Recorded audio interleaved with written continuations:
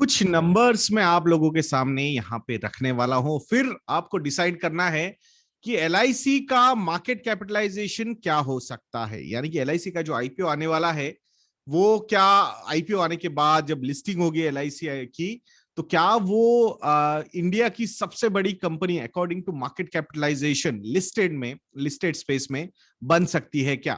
तो पहले जो मैं नंबर्स आप लोगों के सामने रखूंगा वो नंबर्स रहेंगे बाकी की जो लाइफ इंश्योरेंस कंपनीज है प्राइवेट सेक्टर की, and one SBI life also, तो उनका एम्बेडेड वैल्यू बताऊंगा मैं आपको, और करंट मार्केट कैपिटलाइजेशन या फिर अप्रोक्सीमेट मार्केट कैपिटलाइजेशन की हम बात करेंगे। सो मेजरली हमें देखना है कि embedded value and market capitalisation का जो रेशियो है वो कितना है। सो एचडीएफसी लाइफ का अगर मैं एम्बेडेड वैल्यू की बात करूंगा FY21 के एंड में जो उन्होंने बताया था, that was around 26,617 crore rupees.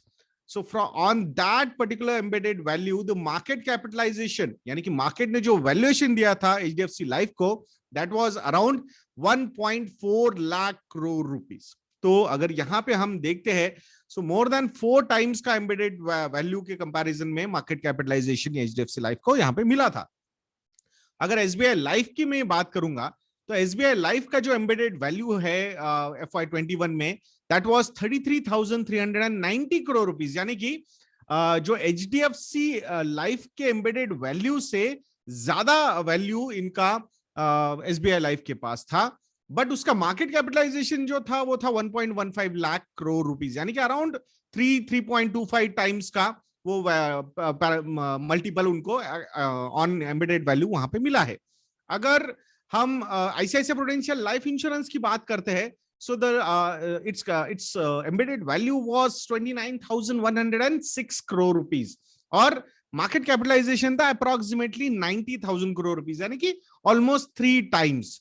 तो यहाँ पे अगर premium valuation to normal valuation की अगर हम बात करते हैं, सो बिटवीन 3 to 4.5 टाइम्स तक ये वैल्यूएशन कंपनीज को, लाइफ इंश्योरेंस कंपनीज को मिल रहा था।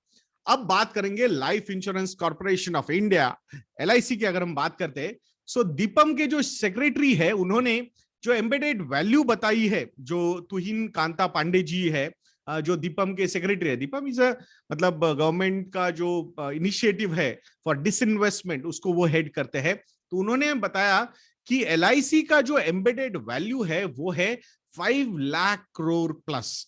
सो अगर 5 लाख करोड़ प्लस का अगर वैल्यूएशन है, तो जो लिस्टेड कंपनीज है उनके लीस्ट वैल्यूएशन मल्टीपल से लेके हाईएस्ट वैल्यूएशन मल्टीपल्स की अगर हम बात करते हैं अकॉर्डिंग टू एम्बेडेड वैल्यू, तो वो वैल्यूएशन होता है between 15 lakh crore rupees to 22.5 lakh crore rupees.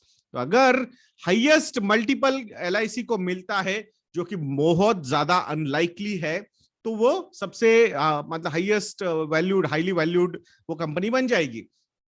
But अगर 3 टाइम्स उसको मल्टीपल मिलता है एम्बेडेड वैल्यू के हिसाब से, so that would be second highest market capitalisation वाली कंपनी एलआईसी। अब जो बातें चल रही है, जो एलआईसी का आईपीओ का साइज होने वाला है, that would be around 50,000 crore rupees, ऐसा माना जा रहा है। बिकॉज अब तक का जो सबसे बड़ा आईपीओ आया वो था पेटीएम का, और उसके बाद बहुत सारी हलचल हो गई आईपीओ के बाद, valuation and all those things. तो एंड प्लस मार्केट का जो मूड है थोड़ा सा सबड्यूड है, बिकॉज जो यील्ड्स है 10 ईयर जिससे यील्ड्स इन यूएस, यानी कि इंटरेस्ट रेट्स जो है यूएस में वो राइजिंग ट्रेंड में नजर आ रहे हैं। सो उसका इंपैक्ट इक्विटी पे जरूर होगा।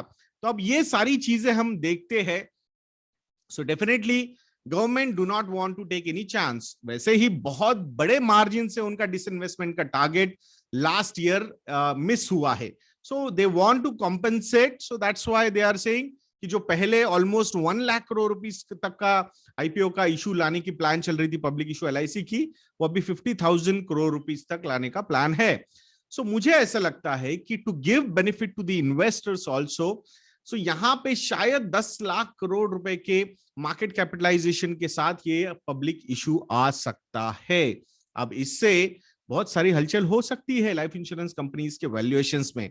हो सकता है जो लिस्टेड प्लेयर्स है, जो लीस्ट मल्टीपल से लेके हाईएस्ट मल्टीपल पे जो ट्रेड कर रहे हैं, from ICICI life insurance, prudential life insurance to HDFC life insurance, तो वहां पे rationalisation of those multiples, EV multiples, जो एम्बेडेड वैल्यू के मल्टीपल्स है, वहां पे हो सकते हैं।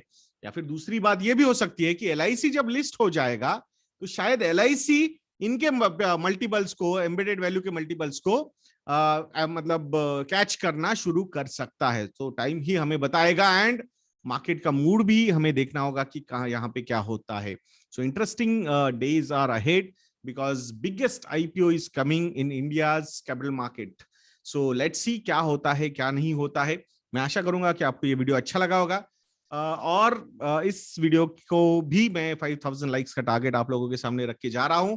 एंड अगर आप लोगों को लगता है कि हम अच्छा काम कर रहे हैं तो investindia.in को विजिट कीजिए, एंड हमारे जो रेडीमेड पोर्टफोलियोज है, जो आप सीधे जाके हमारी वेबसाइट investindia.in पे जाके इंप्लीमेंट भी कर सकते हो, एग्जीक्यूट भी कर सकते हो, उसको सब्सक्राइब भी कीजिएगा दोस्तों। इसके रिलेटेड कुछ क्वेरीज है, हमें कॉल कीजिए या फिर ईमेल लिखिए, दोनों डिटेल्स हमारी वेबसाइट पे अवेलेबल है। तो ऐसे वीडियोस के लिए चैनल पे बने रहिए, और नेक्स्ट वीडियो तक के लिए मुझे आज्ञा दीजिए दोस्तों। जय हिंद।